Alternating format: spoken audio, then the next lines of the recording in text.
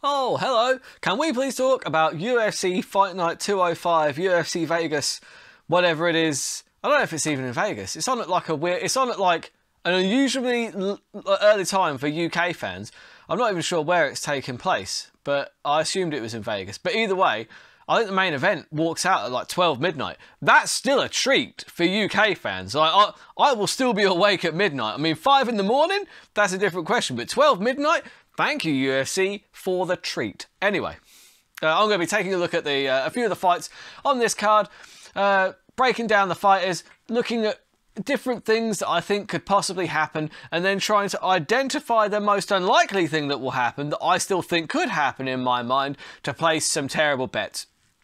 These bets are terrible. I sometimes do okay. Most of the time, they are terrible. I had to issue an apology after last week's card because I actually got quite a lot of the bets right.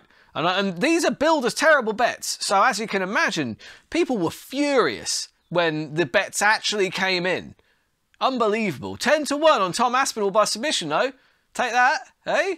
Because that was pretty obvious if you did your research. But I'm not saying the research, obviously, that pays off because MMA is so goddamn unpredictable. But what I like to do is I like to put these terrible bets together onto an accumulator, and then I call it like an MMA scratch card. It's an MMA scratch card. It's like a regular scratch card that you can buy from the shop, right? Only whilst you're scratching the legs off, you get to watch people punch each other in the face. It's pretty goddamn terrific. I'm not going to lie to you. So, if that sounds good, let's get cracking with the Burt Locker Fights in 15 for UFC Fight Night 205.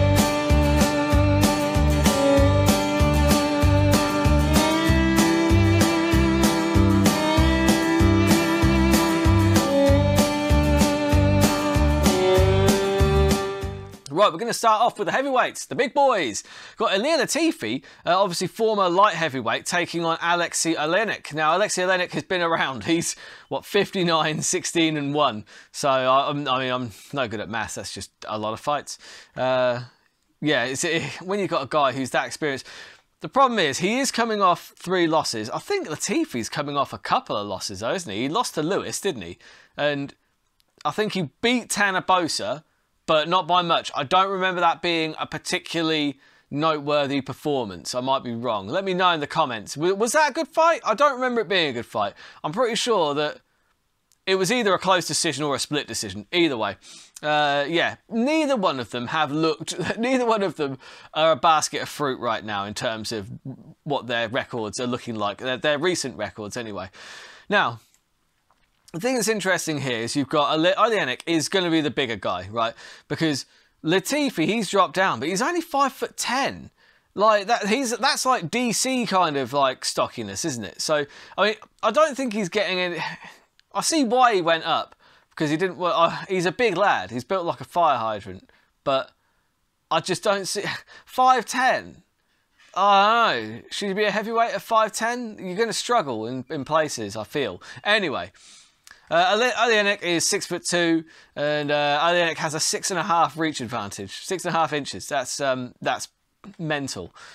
But it's not like Olenik's this stud striker. Olenik's boxing has looked better as of late. That being said, he is coming off 3 straight losses. So what the fuck am I talking about, right? Jesus Christ. For me, look, I just feel like. Problem is, Latifi's not exactly a stud striker either. It's not like Latifi's going to go in there and box his head off. If Olenik can stay long behind his jab and just pick him off with long punches, I'm not sure how Latifi gets near him. Because Latifi's an excellent wrestler, but he tends to go... I don't know what his background is in wrestling, but he does tend to go for more what I would call the Greco-Roman style, in that it's upper body wrestling. He'll grab people, waist locks...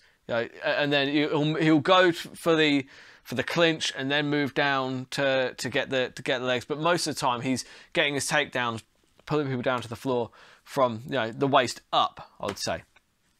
Now, is his wrestling good enough to just dominate Olenik? Maybe, it might be. However, one thing that I would note is that Olenik, when it comes to submissions, is about as tricky as they get. He is a tricky, tricky bastard.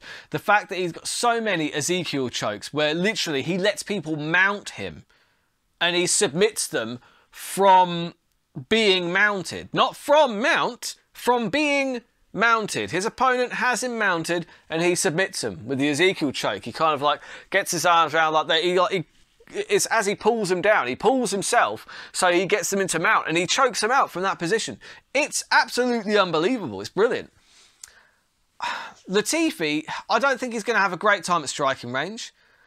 And also, I think that when he tries to wrestle, I think that's an issue. When you're fighting a guy who has 46 submissions, if your best option is to wrestle him, I think that you are in trouble. So for that reason, Olenik is the underdog here. I am going to take Olenik to get the submission, 4.33. Because, like I said, I feel like, what's Tayfey going to do? What, kickbox him the whole time? That's not Tayfey's bread and butter. Tayfey's bread and butter is wrestling. And if he keeps on going if you go to the ground for long enough with Olenik, like I said, he's got 46 submissions. You don't get that by accident. Oh no, 4.33, 3.5 to 1 on the submission. Seems like value to me, guys. I'm going to put that on the bet slip. So then we've got Matt Brown versus Bryan Barberena. This one I have been looking forward to ever since it was announced back in 1992. It does feel like it's been announced for quite some time. Okay, but I think it got postponed at least once, maybe even more than that. But I'm so glad they kept the matchup because it's ridiculous. I mean, first of all, I'd like to just say, flip a coin. I mean, what the fuck is going to happen here? Either way, I think that this could be fight of the night very, very easily. You've got these styles, right? Bryan Barberena, he's just excellent at taking punches and dishing them back with power. Matt Brown, I'd say that his striking is probably slightly cleaner than Barberena's, but he's also just a savage. That's what he's known for. He's known for being a savage, going in there with elbows, strikes, kicks. His kicks are actually kind of deceptively good, especially his body kicks. He does a very nice kind of side kick to the body that sometimes does catch people off guard. And when they start defending that, that's when he starts going in with the... and he's quite long as well. Matt Brown is very, very long. So Matt Brown does have the reach advantage, only just. They're both 6 foot tall. But Matt Brown, he's just a legend. He's a legend at this point. He was going to retire, right? Because one of my favourite things about Matt Brown is that he was fighting Diego Sanchez. And they interviewed him before the fight and asked him, Matt, why is it you want to fight Diego Sanchez for your last fight? And he just said, well, I want to win my last fight. Which is hilarious. And then he didn't retire anyway, because he knocked like Diego Sanchez out so impressively that he was like, nah, I don't know, maybe I'll keep doing this. And he's done it. He has done all right, to be fair. He's had a few wins, had a few losses, but most of his wins, like he knocked out Diego Lima last, I think. And I had that as well. I was like, that's always going to happen, because he was always going to be a better striker than Diego Lima. Or was it Doug Lima? Doug Lima. So it might be Doug. One of the Limas. The one that wasn't a champion in Bellator. That Lima. Anyway. For me, I think this one is whoever connects clean first. And Brown, he looks great these days. He really does. But he does get hit. Barberena also gets hit. But also Barberena has been hit less in his life. I feel like maybe he's got slightly more resilience left in the chin, perhaps, than Matt Brown does at this point in their careers. I'm clutching at straws here. That's all I'm going with. You're getting 4.50 on Barberena by knockout, and I'm taking that. Because honestly, I do think this one ends in a knockout. Watch it go to a decision now. Watch it happen. And then people can point to this clip later and be like, you fucking idiot. You don't know what you're talking about.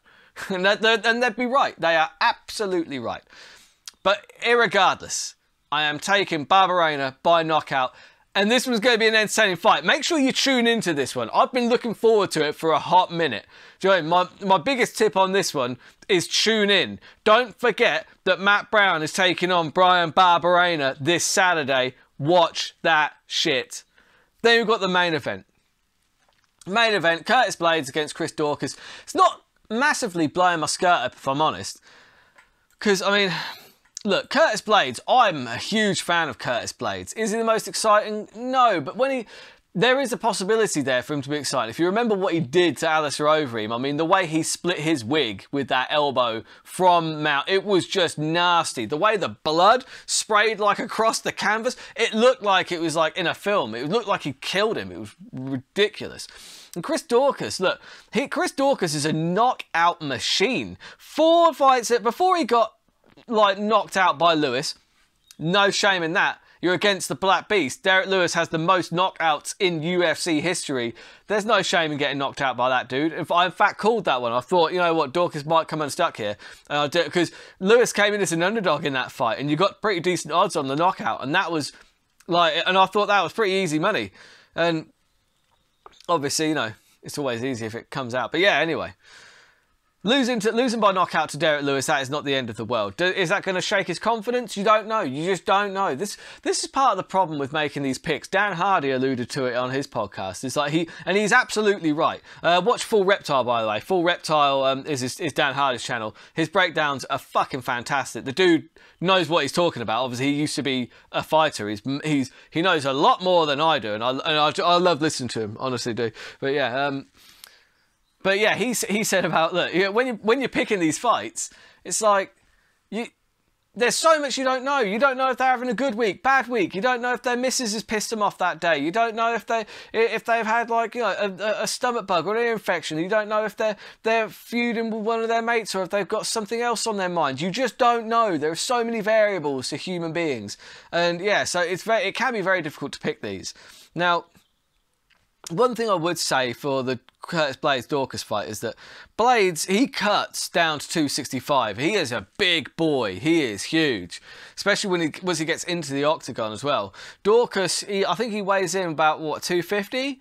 So I think that is what he walks around at. So I think you'll see Daukaus walking into the cage at about 250, whereas Blaydes, he could be up to 280, 290 easy when he's in there. And that makes a difference when Curtis Blaydes... Well, when you've got a wrestler, as good as Curtis Blaydes, that size difference makes a difference. Because he wasn't able to have his own way with Derek Lewis, because again, the opponent they've got in common, Derek Lewis, knocked them both out. Now, one of the problems was that Curtis Blaydes was struggling to get Lewis to the ground, I think, because Lewis is a big dog himself, he's huge. Whereas Daukaus is slightly smaller. I don't think Blaydes is going to have as much difficulty getting his takedowns going as he did against Lewis. That being said, Daukaus is actually a Brazilian Jiu-Jitsu black belt. Now, for me, we know where this fight is going, right? Daukaus, like, he loves to strike. He is a knockout machine. He had 4 fights in the UFC before Derek Lewis. 4 KOs, 3 knockouts of the night. The dude can crack. He can bang. Make no mistake about it. But is Curtis Blaydes going to let him strike? I think Blaydes, he knows what his bread and butter is. He makes no secret of it. He always says this: I'm going to come there. I'm going to take you down. I am going to then just beat on you until either the ref stops me or I get the decision. That's what I'm going in there to do. So I think we know where this fight is going. I think we know it's going to the ground. I'm not sure if Daukaus has got that. I don't know. He has got power. He has got a lot of power. Blaydes does seem to be susceptible to getting knocked out. But to be fair, he's only been knocked out by Derek Lewis and Francis Ngannou. So, yeah, of course he's going to get knocked out by those guys. They're animals. But I think that Blaydes is probably going to get the takedowns here. And I'm interested to know, obviously, Daukaus is a Brazilian Jiu-Jitsu black belt. How good is he off his back? That's the real question, isn't it? Because some guys, they're just better from top position. But then you've got guys like Frank Mir, who were absolute killers off their back. Guys like Paul Craig, who are absolute killers off their back. And then you've got other guys, Matt Brown springs to mind, Luke Rockhold, where their top game is crushing, just crushing. When they get into top position, they're just kind of unbeatable. So it depends which kind of black belt Daukaus is there. I'm rolling the dice on Daukaus being good off of his back. And I think, again, this is another one for me where the bookies... Look, I'm not saying it's definitely going to happen, but the bookies have definitely made the odds longer on the submission for Daukaus than they should be. Because anyone that's a Brazilian Jiu-Jitsu black belt should not be 14 to 1 to get the submission, especially against a guy who is most likely going to wrestle with him. I don't see that Curtis Blaydes I don't think that his path to victory, even in his mind, is to stand and strike with Daukaus. So he is most likely going to go for takedowns because that is where he's strongest. That is his bread and butter. And there is every chance that Blaydes gets the takedowns, smothers him and beats him up and just shrugs off any and all submission attempts because he's a strong guy and he's an excellent wrestler. And those wrestlers, they know what the submissions are. They do jiu-jitsu themselves. They know, right? They know what you're trying to do and they know the counters to it. But not always. And if a black belt in Brazilian Jiu-Jitsu is good enough, they can sometimes find those submissions. And I just think that we're going to see, it's 5 rounds. I think we're going to see 5 rounds of basically, you know, either Curtis Blaydes in top position, as long as he doesn't get knocked out first round, which could happen. Curtis Blaydes in top position with Daukaus looking for opportunities to get the submission. I think over 5 rounds, there is at least a chance that Daukaus finds that submission. So I'm taking 14 to 1 for Daukaus to get the submission. Don't get me wrong, the smarter play here, double chance, is actually +4, 3 to 1 in English, on the knockout or submission for Daukaus. I've put that on as just a £5 free bet. The returns are minimal. But for me, I like to really narrow it down because these bets are supposed to be fucking terrible. So I'm going for it. 14 to 1, +15, Daukaus by submission. I'm putting that together with my other bets here. So I am taking Olenik by submission. I am taking Barberena by knockout. And I am taking Chris Daukaus by submission. That, ladies and gentlemen, is 292.50 to 1. That is terrible. Absolutely awful. I'm going to be recapping these bets next week, probably Tuesday or Wednesday, somewhere around that time. And I'm sure they'll be back to terrible form. I apologise for getting so many of them right last week. And yeah, thank you for your support. If you could just like and subscribe and share and all that good stuff. If you're watching on the Friday night on the Patreon, thank you for subscribing to the Patreon. And yeah, until next time, keep those odds long and those bets terrible.